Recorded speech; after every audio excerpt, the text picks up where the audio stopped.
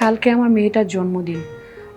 আমি চাচ্ছিলাম যে কালকের জন্য ওদেরকে এ বাসায় ইনভাইট করতে।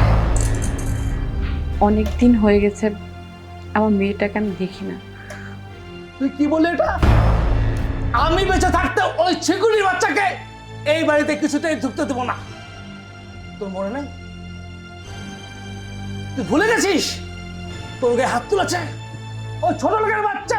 এত বড় স্পর্ধা! বাবা প্লিজ, আমি তো ওর জন্য বলছি না, আমি তো আমার মেয়েটার জন্য বলতেছি।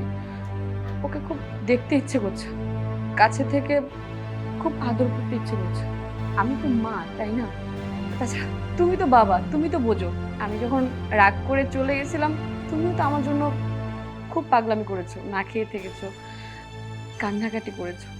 তুমি আমাকে একটু বোঝো বাবা, শুধু কালকের জন্য।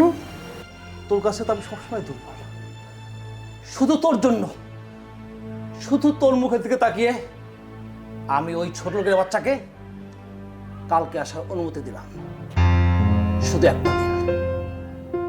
এরপরে যেন ওর ছায়া আমি এই বাড়িতে না দেখি। যা। থ্যাংক ইউ বাবা। Thank you my child.